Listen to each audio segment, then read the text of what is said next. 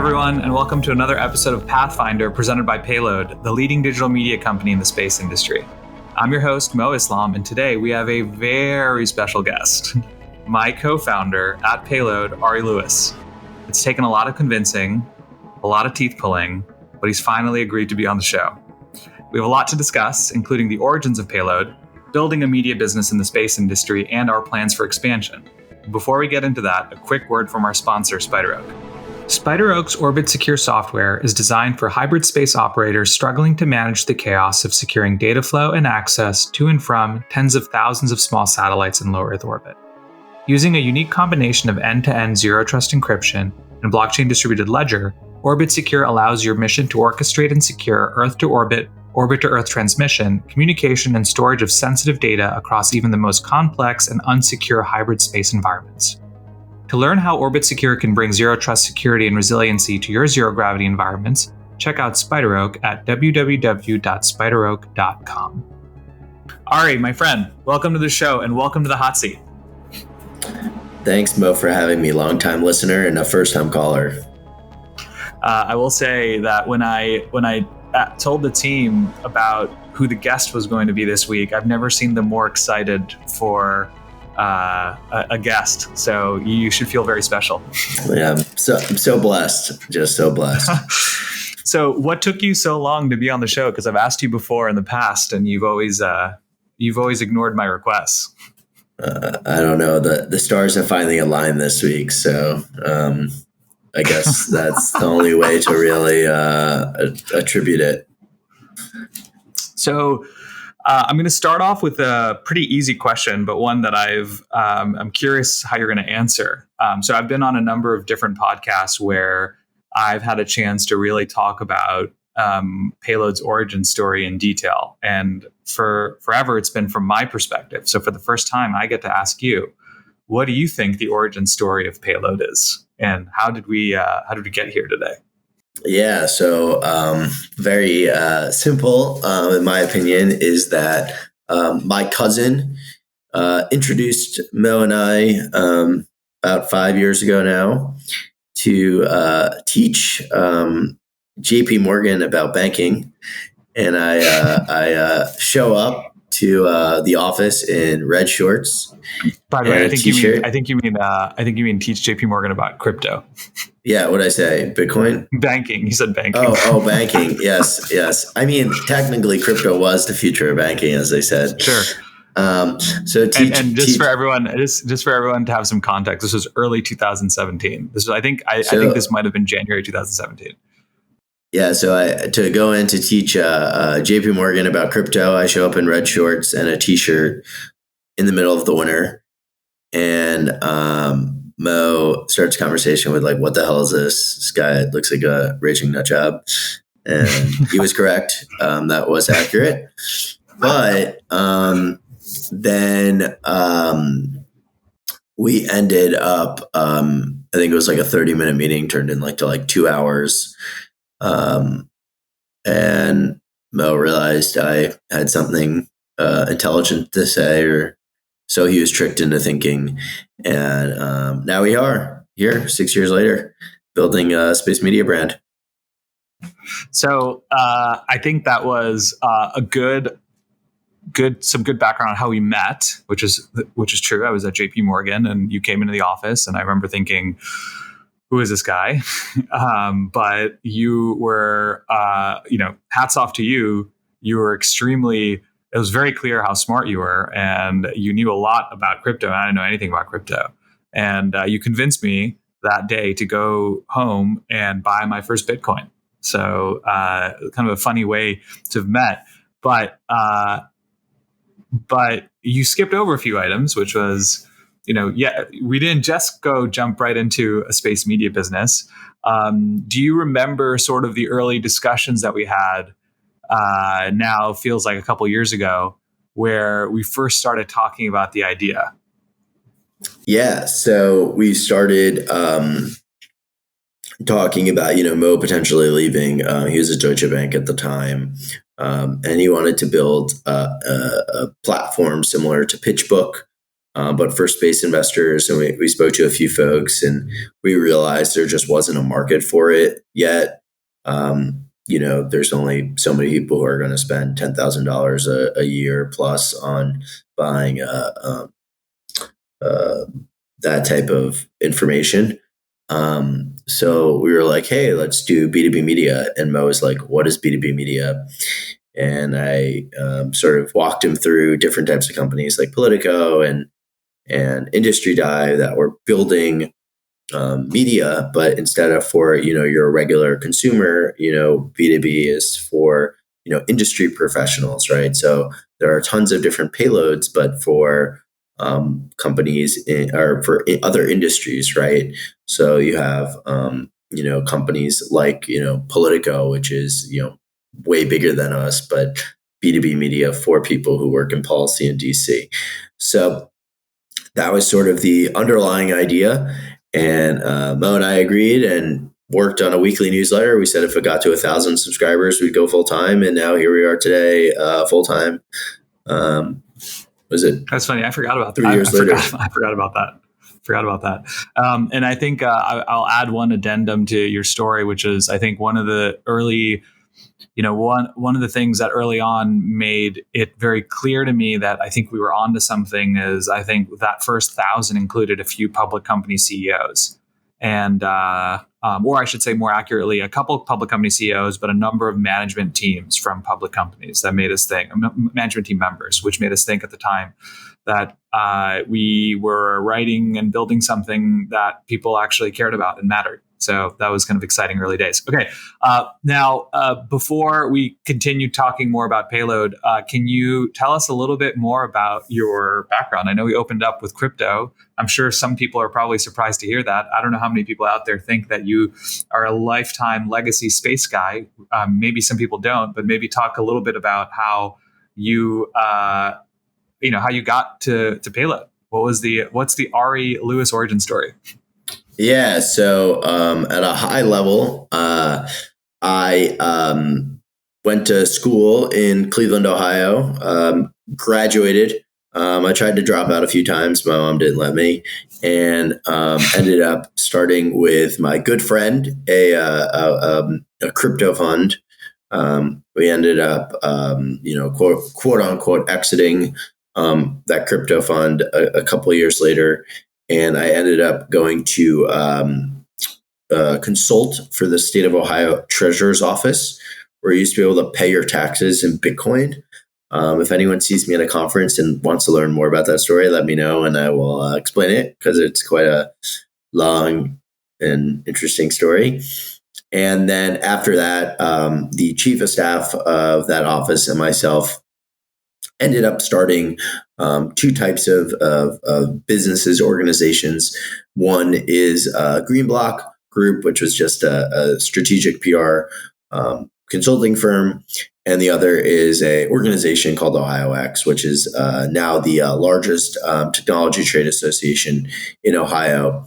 And what we would do is, help advocate for tech in Ohio. So our members are like Facebook and AT&T and Verizon and organizations like that. And I'm no longer a part of it, but Chris Berry, who is my partner at the time, has really scaled that into quite a large organization, which has been cool to see. And I ended up leaving OhioX to go start Payload with Mo. So just because I want to hit on the crypto thing just for a little bit longer, only because I remember when we were first thinking about Payload, there was a lot of similarities that we drew on the media industry within crypto. And obviously the industry today is going through its own sort of market machinations and a little bit of finding itself. But I'm curious, Ari, how do you think about the parallels that we drew at the time to the crypto media industry, and also not just the media industry, but really what I would say the space industry and the crypto industry that led us sort of down this path? Yeah, I know there's a lot of people probably listening to this who are anti-crypto, and we won't go into what people think of crypto or don't think of crypto. But what I will say is that crypto has a lot of the same challenges, specifically on the investing side, that space does. I actually think crypto has almost done a better job than the space industry in the sense that, traditional, firms are beginning to invest in crypto where they're still not investing as much into the space industry, which is kind of, I think, funny because I think space is such a more legitimate industry than the crypto industry.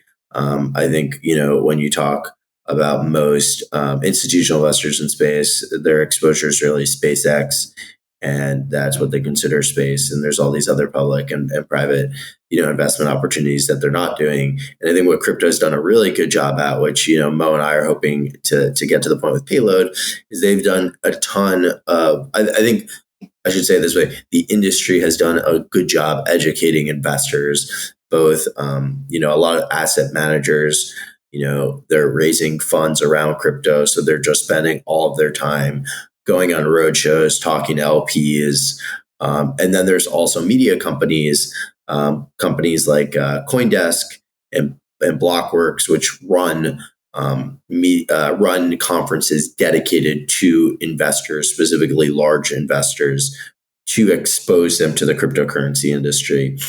And I think space really needs to do a better job at that. I go to a lot of conferences, and I was just at like Space Symposium, great conference. But how do we get more, of those, the Blackstones of the world to be attending those types of conferences?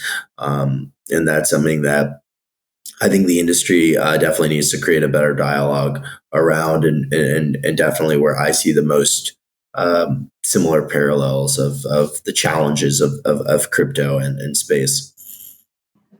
Yeah, that's a good point. And as you know, Ari, we are working on that, and we'll be doing something about that later this year. But before we get into that, I would also want to point out it's kind of interesting where businesses like CoinDesk were back in even like the 2016, 2015 time period, where crypto really wasn't mainstream. It was very niche. It was very industry focused, and it kind of ballooned into more of a mainstream audience, almost going from B2B to B2C. So that sort of evolution was interesting to see. And I think that there's some elements of that I think we're also witnessing in our industry, as there is so many kind of news stories and developments that the mainstream audience is starting to care more and more about. So that evolution as a business, I think, is something that that's difficult to navigate, but I know we're working on. Talking a little bit about sort of our business more specifically, what would you say are some of the key industry pain points, or I would say unique insights that you identified early on that allowed Payload to grow as quickly as it did? Yeah, so I think for us, what we noticed that was really interesting is, there are great media companies out there. We have great respects for the folks at, Space News, and they've been the standard, I think, in the industry for the past 40 years. But if you look at, companies like that and their competitors, they really were geared towards conferences and geared around print. And that isn't just limited to space, but that was limited to a lot of, traditional media. There was a lot of emphasis on print. But the reality is that the next generation of people who consume media, whether that is, business to business professionals or consumer, they are using the internet, right? And this is across, not just in media, but in a lot of industries where you've seen disruption. It's been disrupted by taking, solutions that were physical solutions and transitioning them to the internet and digital solutions. And that was really the basic idea with Payload. And it, as I like to joke, it's not rocket science. We just took the news and really applied it into a simple newsletter format. And that's really resonated with folks because, you can wake up and you just read a newsletter and you're caught up for the day. And we speak to people in government, in industry investors who are like, yeah, I just wake up and now I know, hey, this is what I have to know about space. And it helps me do my job better that day. And that's exactly what we're going for. We're not trying to consume 5 hours, 6 hours of your day. We just want 2 minutes of your day. Hey, I know what's happening today. And now I can go and do my job. And we're beginning to expand upon that, doing a podcast. So, now you have an hour long to deep dive into a specific, topic or specific company that you wanted to hear from. We're starting to go more into events. We have a conference or mini conference, happy hour, whatever you want to call it. June 6th in DC, where we're going to have, some conversations with some lawmakers and people from InQtel. And these are, again, expansions of our idea of just how do we bring, people in industry together, maybe new formats, maybe a fresher approach to how things were done. And I think the other innovation that we've really helped with is also helping advertisers tell their story in a better way. For many of the folks in the industry, their focus has been on conferences forever. And, obviously we're beginning to sell sponsorship with conferences, but I think there's unique ways to offer insights to advertisers. One of the things we do that is unique is we do only native advertising. We don't do any display ads. So all of our advertisers that you see, like for this podcast episode, for example, with SpiderOak, it is actually a red organic type of ad content in a different way than it is where it's like some standardized logo or standardized, banner. And you're like, this looks like an ad. I think what's really great about advertising is it doesn't look like an ad. It looks like copy, but it's also actually informative and tries to help someone who is, maybe, again, shout out to SpiderOak, looking for a cybersecurity solution. They're thinking about, oh, wow, SpiderOak cybersecurity. Those are the types of parallels that we want to draw together. For those who don't know, can you just give us a quick 101 on what a native versus display ad is?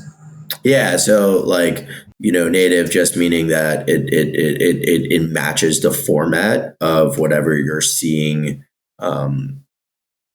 in terms of the advertisement. So when you see a newsletter, instead of it being like an image, which clearly, or you'll go on a website and you'll see those banners and those image banners, and you're like, this clearly looks out of place. That's, when you're talking about display. What we do in our newsletters, and again, we didn't come up with this. Tons of companies have been doing this. Axios and Politico have been doing this for years. It's just, instead of it being a display ad, it's text with an image, but it looks like it's part of the newsletter. Of course, we label it sponsored content, but it doesn't disrupt the flow for the user. It's the same flow that you'll see as part of the organic and the editorial side of the newsletter. Right. So one of the questions I get quite frequently, and I'm sure you've gotten this too, is how does Payload make money? Right. And sometimes people tend to ask me or assume that it's some type of subscription, that you have to sign up for or whatever it may be. Right. And, our team size has grown quite a bit. We have 7 people on staff full time right now, and we have a few folks part time. So it's definitely turned into quite a bit of an operation. So maybe talk a little bit about sort of the business model today and where you see it growing and going to. Yeah. So I think people don't realize that advertising is a great business. You talk about some of the biggest internet companies in the world, Google and Facebook. They're businesses that make the majority of their money from advertising revenue. I think what people get confused by is why advertising is a bad business. It's because they think of companies like BuzzFeed or your traditional, print media companies or, your newspapers that have just been completely decimated in advertising. And the reason they've been decimated is because Facebook and Google just do a way better job at targeting. Facebook, and I'm pretty positive they got rid of this, but to give you an idea of how targeted they could be, they used to be able to know, hey, someone's likely to buy a car. why would a dealer put out ads in a newspaper when they can literally go on Facebook and Facebook can target likely to buy a car? The reason why B2B media publishers continue to thrive despite, companies like Facebook and Google is because they target areas where Facebook and Google just aren't targeting. So an example that I always like to give is if you're a launch provider, or you're providing launch services, and you're a company is looking to sell bring up their satellite into space or something like that. They're not Googling, hey, how do I send my satellite into space, clicking on a SpaceX or a Rocket Lab ad and going, oh great, I'm gonna go buy this. That's not how it works. But people, if they're buying auto insurance, they'll go on Google, hey, I want to buy auto insurance, and you'll see ads for auto insurance, and they might click on a Geico ad or something like that. And that's the difference of why B2B media and for us, why our business isn't really getting disrupted by those types of things, because it's a small niche for a Facebook and Google, but for us is millions of dollars. And in terms of where we want to take Payload, we definitely want to diversify out of advertising. For us, we want to get into building a subscription product, which we'll hopefully be able to share more about that product in the coming months. And then the second thing, or I guess the third thing is, building out a bigger events business. And obviously advertising is part of the conferences, but eventually having a ticket revenue stream as well. So we'll have hopefully what will be 3 big revenue streams, which is, advertising, ticketed events, and subscription. What do you think are, and you touched on a couple earlier, but what do you think are the most significant challenges that the space industry faces today? And are there any specific examples within that you think we are equipped to address and help? Yeah, so I always joke that I know nothing about space, and I actually need to stop saying that, because when I tell people I know nothing about space, they think I'm like super humble, and then they think like, wow, he must know all this stuff about space. So I'm going to go even further and say I'm a genius about space. I know everything. So then people's expectations are way lower about what I say. I've heard you say that you don't know anything about space for the longest time, and then I remember we were at like some kind of lunch, might have been at Symposium, and we were talking to an EO kind of data provider, and I was like floored by the discussion that you guys were having. I was like, holy moly. I was like, Ari actually knows quite a bit about space, more than he lets on. It's a good tactic though. But I can see how it goes. I see how it works against you, because people are understanding your ways. Exactly. So, I think, few things, and there's probably areas where I don't understand, especially like on the technical side. I think, that stuff I don't really feel comfortable talking about, because it's just not my area of expertise. But the areas where I think the industry needs to do a better job, one is on diversity and inclusion. I think it's a huge issue for the industry.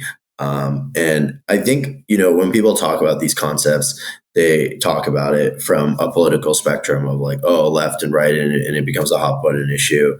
But the reality is that, like, if you always see, old, white men at conferences and in these roles, the next generation of, people who are building big things, they're going to start a business in another industry because they're going to go, like, I don't feel welcome here. I don't feel like I have the opportunity to build something here or contribute here, because they don't see, people like them. And that's really unfortunate. And I think the industry needs to, figure out ways to help with that.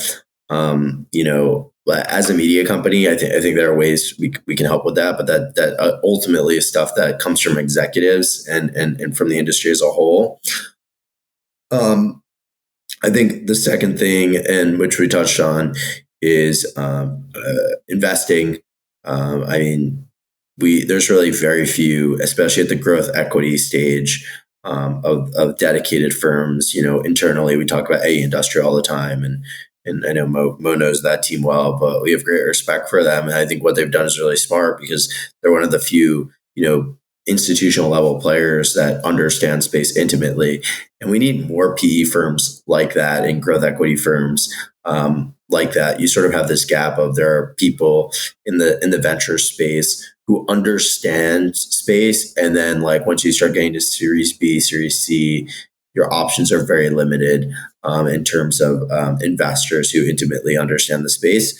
So I think that's a second issue that the industry has. I think the third issue that I always want to touch upon is why space matters to regular people. People don't understand the role of space in their everyday lives. The industry does a horrible job at this, and it's to their detriment because then you have mainstream media writing, and putting aside people's opinions about Bezos and Elon Musk, they are always so. I think a lot of the mainstream media and critics, especially in DC, are so focused on criticizing them and not understanding the impact of what the industry is doing, and also companies outside of a SpaceX or a Blue Origin or those companies in the sense of something like GPS technology, right? I always talk about this all the time. In Uber, right? It relies on GPS. Maps rely on GPS. And that's something that, the military, sends up military GPS, obviously, GPS satellites. So that's something that, we as an industry need to do a better job at educating consumers on. And again, I don't think that's something that Payload can really help with because, we're read by industry, right? The industry needs to be doing a better job reaching, politicians and reaching, mainstream media or going on social and spreading these messages of like, hey, you go on a plane and you get internet. Did you know that is usually from a satellite and that's enabled by space? And we have to tell that story better. Yeah. So, and I would say the most stark example of like I should say the most stark example of what you're describing that's most recent is the Starship orbital test launch, right? And I think that there's another angle to it, which is like the media's perception and how they interact with Elon Musk. But it is very interesting, how we, for example, covered the orbital test launch and the importance to the industry and the success that the vehicle had. And the implications, the long-term implications of what happened versus when you look at the headlines from all of the major media houses about that launch. And it, most of the headlines said to an effect, SpaceX, new SpaceX launch vehicle explodes, or, SpaceX fails in first attempt, right? For new vehicle, whatever it may be, but it was very, very, very negative.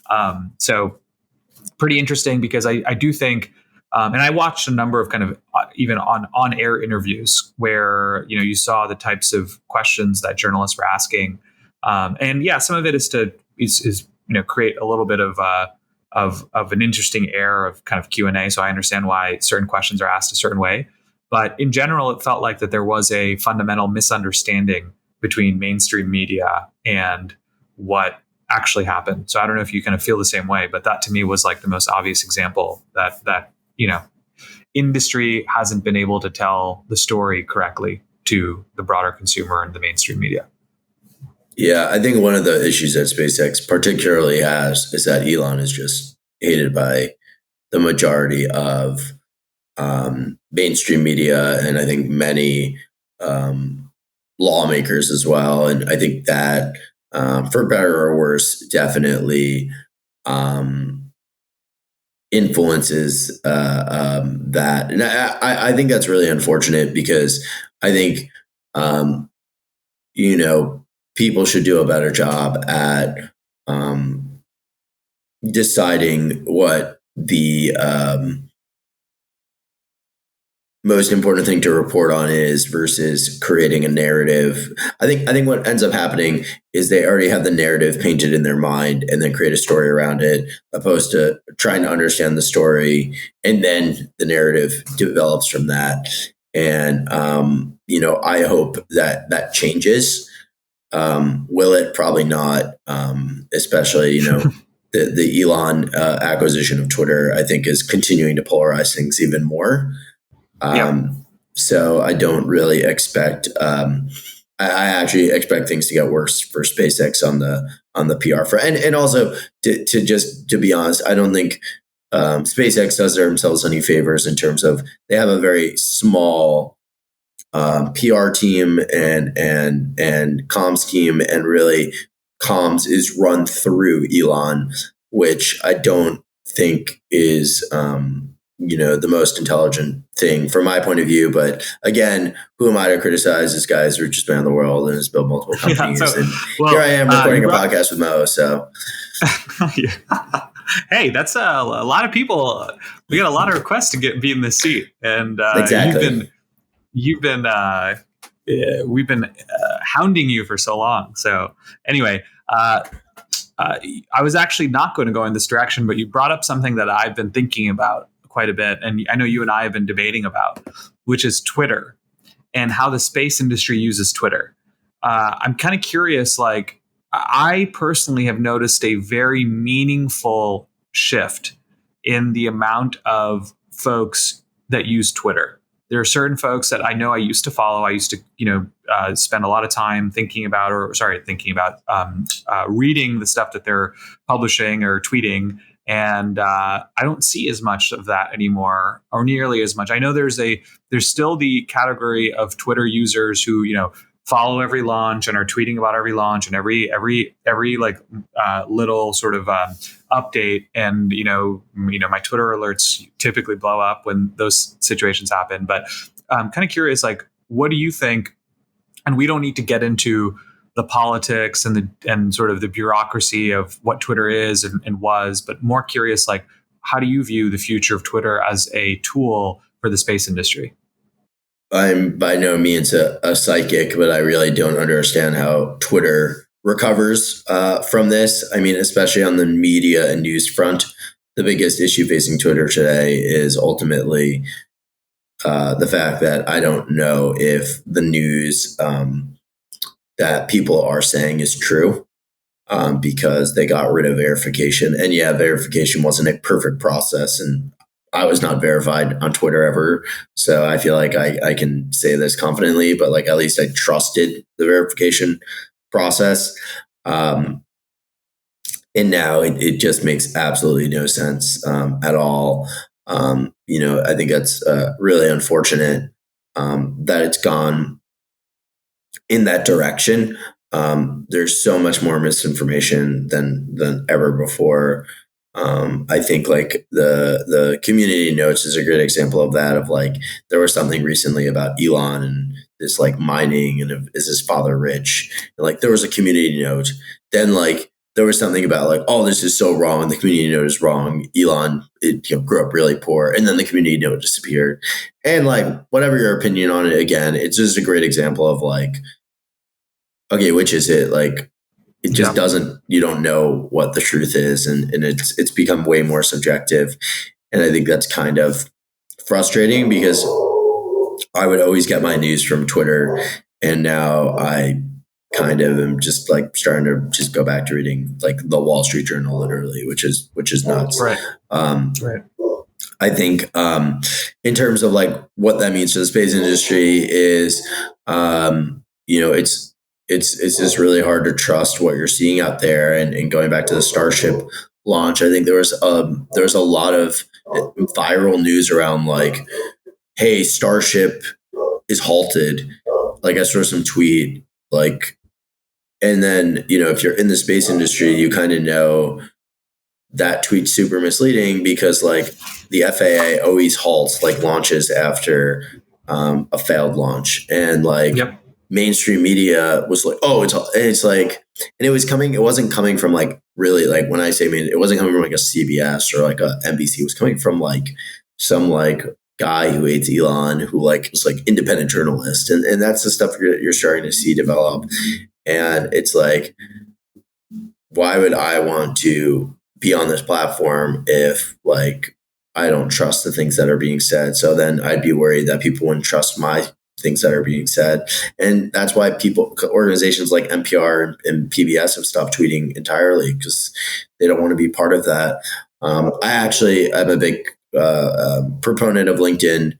I think LinkedIn is, for better or worse, it's a terrible platform, but it is great for reach. I will say that every day of the week. It is a really good platform for reaching people. I don't think it's the best platform for breaking news, but ultimately, I really encourage people to be posting on LinkedIn, because I actually get high quality stuff from the space industry out there. Yeah. That's for sure. We all know how much you love LinkedIn. I probably get a text a day from Ari about why I haven't posted on LinkedIn yet. So I'm certainly aware. But we're gonna take a quick ad break, and when we come back, we have a lot more to unpack. So stay with us. Space is the new frontier for cybersecurity. To quote the commander of the U.S. Space Force's Operations Command, cyber threats are unfortunately the soft underbelly of our global space networks. SpiderOak, the leader in space cybersecurity software, is dedicated to providing space operators with the solutions they need to protect hybrid space systems. Their Orbit Secure software uses a unique combination of end-to-end zero-trust encryption and blockchain distributed ledger, allowing missions to orchestrate and secure Earth-to-orbit, orbit-to-Earth transmission, communication, and storage of sensitive data across even the most complex and unsecure LEO and hybrid space systems. To learn how Orbit Secure can bring zero-trust security and resiliency to your zero-gravity environments, check out SpiderOak at www.spideroak.com. So, Ari, I don't want to give away too much of the secret sauce, but I did want to ask you, do you think we should ever expand beyond space? Yeah, so I think this is a question that, Mo and I have talked about a lot, and I think time will tell if Payload becomes big. We either figure out a way to go deeper into space through probably some type of software products. I don't know what that would look like, because you're talking like a long time from now. But the other way to scale, which is people may or may not understand this or realize this, is becoming a media holding company, which means that probably a PE firm gives you a bunch of cash, and then you go out and start buying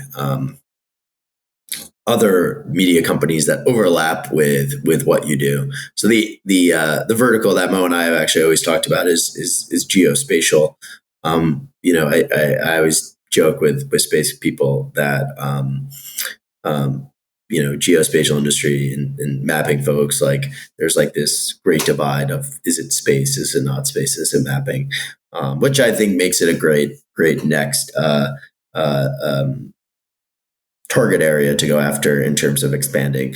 But the one thing that I think I would not do is try to launch a publication from scratch. I would rather try to buy an existing publication and turn it into a more Payload-esque media company than trying to do this from scratch, because it is really, really difficult to create a legitimate media brand.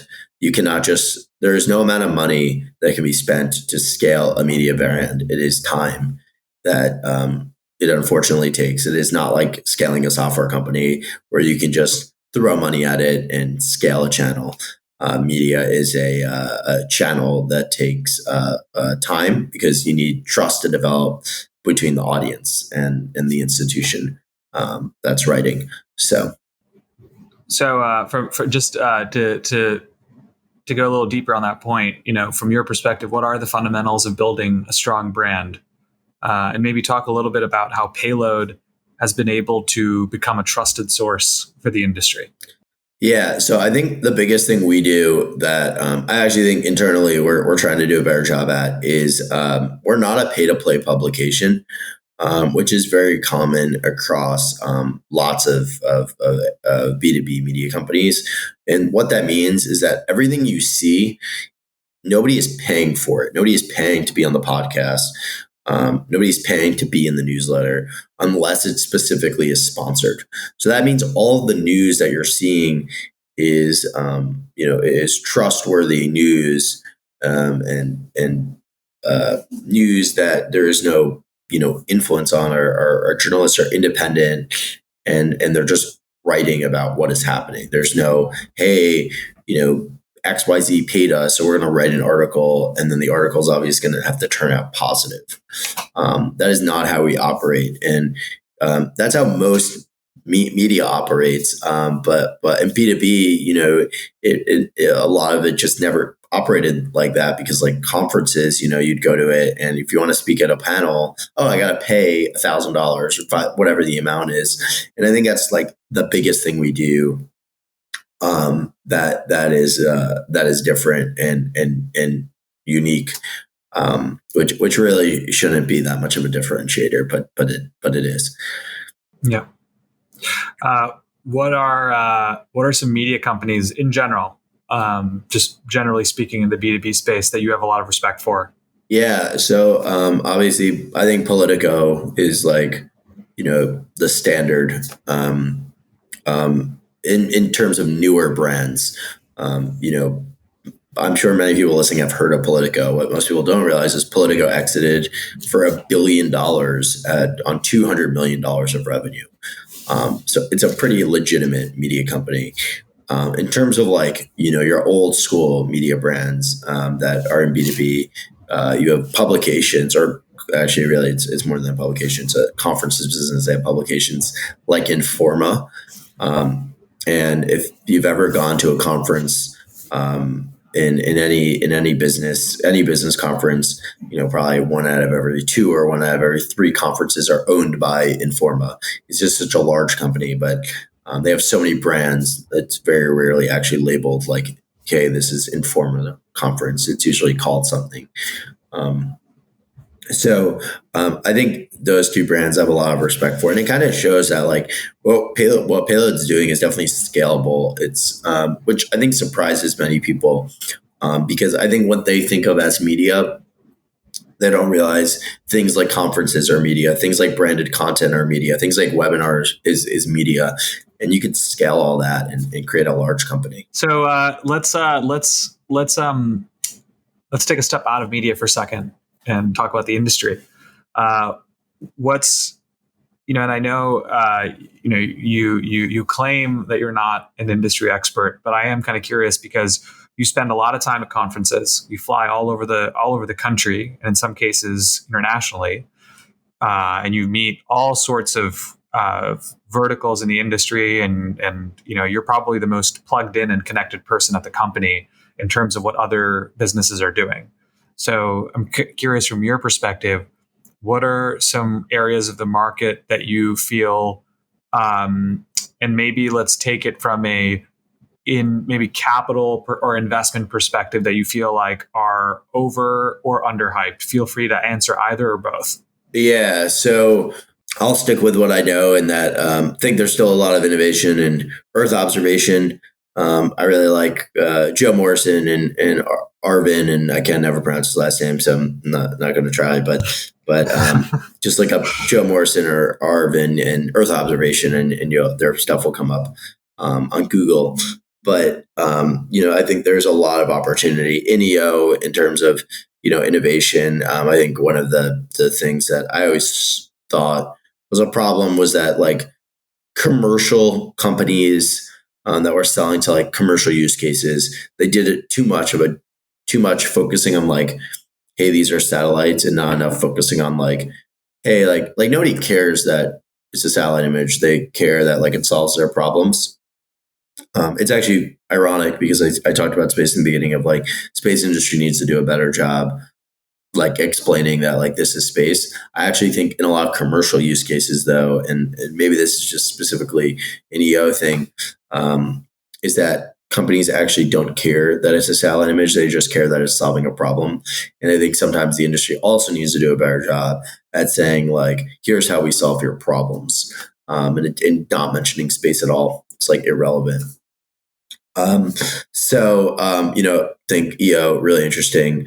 Again, it's not totally space related, but when I talk to VCs, I always mention Esri. I think it's like super interesting that nobody's ever really tried to disrupt it. I mean, I shouldn't say tried. Companies are trying to disrupt it, but venture investors, when they talk about like, let's disrupt a Google or Facebook or like these traditional, large software companies, a Salesforce, nobody's talking about Esri, which is a multi-billion-dollar company that dominates the GIS market, which obviously, if you're in the satellite imagery industry, you have to use. So I think there's a lot of opportunity there. Launch based on, I'm by no means an expert on it, but everyone I speak to definitely sounds like it's become very overhyped. And it is still some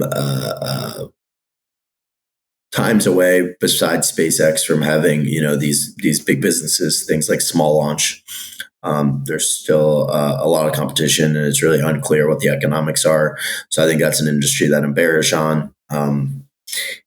So those are some things. I could probably talk longer on this, but that's my No, that's thoughts. good. That's good.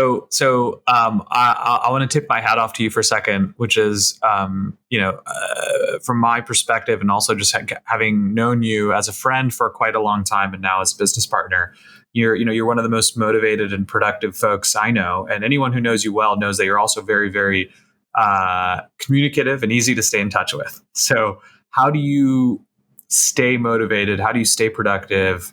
How do you stay focused when things get crazy? So, like, what are some secrets that you can share with others? So my mom loves lists. She's a big list person, and when I started leaving college, I started writing lists. So I have like lists of things I have to do, and I would just go through the list like one by one if I have a bunch of stuff that I need to accomplish. And that was always super helpful. So I love lists. They're really fun. It's like a game. You have like a bunch of things you have to do, and then you just cross them off. It's really stupid, but it definitely works. It's like it's like gamifying your life. So I would say that's like the biggest thing I do that is really helpful. It's as easy as lists. Who knew? So I actually, for the last like 5 minutes or so that we have, I gathered some questions from the team. And these are questions that the team is dying to know about, and some of them may know some of the answers to these questions. But let's start with an easy one, which are, what are your hobbies outside of work? Yeah. So my hobby, I used to play a lot of poker. Specifically, I really enjoyed playing a game called PLO and PLO 5 card. I ended up playing less, and now I'm learning how to DJ, inspired by my co-founder Mo. I'm really bad at it. We did a training session a few days ago. So learning how to do that. So those have been my two hobbies, and then I started finally going back into working out. So been doing some Orange Theory fitness, which has been enthralling. But yeah, super exciting life. All right, so on that end, I'll a good kind of lead into my next question, which was another question from the team. I wonder if you can even guess who asked this question, but everyone wants to know your secret energy source. At Symposium, you went from 9 a.m. to like 2 a.m. every single day. So everyone wants to know, how do you stay so focused and awake, and at a conference like Symposium, which can get pretty crazy. I feel like Jess asked this question, but it sounds like a Jess question. But in terms of what I would say is motivating to me is ultimately just waking up and seeing that there's just a lot of opportunity. There's a lot of business opportunities at these conferences for us. And that's really important for us. So that alone is, I think, the biggest motivating factor for me. It's an opportunity for us to just, increase our bottom line. Like I think, all these people want to talk about like, solving problems, and it's great. Look, I'm proud of what we've done. I think like it's really cool that all these people read us, but ultimately we're a business. And I think for us, these conferences have been a really great opportunity for Payload to increase its brand and ultimately help our bottom line, which is obviously most important to keep the great journalism that we've been doing coming from Jacqueline and her team. Yes. So here's a funny one. How does someone who works at Payload ask for a raise? They ask Mo. I don't really have any decision making power. I don't know if anyone knew that. All decisions are through Mo. No, we can't accept that answer. We can't accept that answer. So let's try to give this one let's try to give this one an honest take. Someone at Payload wants to ask for a raise. How do they do that? That's a very interesting question. Do you know who asked it? Definitely it was you. Stop me. I asked all my questions. These are all. I've been blocking all of Mo's raised attempts, guys. So all of these questions are coming from the team, not for me. All right, I'll let you ponder. We'll come back to that. I feel like Rachel asked that question, but in terms of I don't know the answer to that one. I thought Ask Mo was a good answer. Defer to Mo. The answer is defer to Mo. I got it.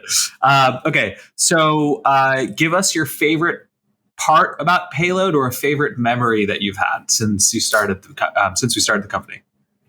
That's an interesting question. I think what was really cool was, there's this woman. I'm gonna butcher her name. Malak, who is she's at Moog. I think she might be at Beyond Gravity now, but she was at Moog, and she was at SmallSat in SF last year. And that was the first conference I went to, and I was wearing my Payload hat. And she was like, "Oh, I'm a big fan of Payload," and that was really cool because like it was my first conference. I was like, "Wow, people actually read us," because you're sending these emails out. Like at least when we started, we weren't doing webinars or events or anything, and we're like, "Who's reading this?" Like I actually have no clue who is engaging with this.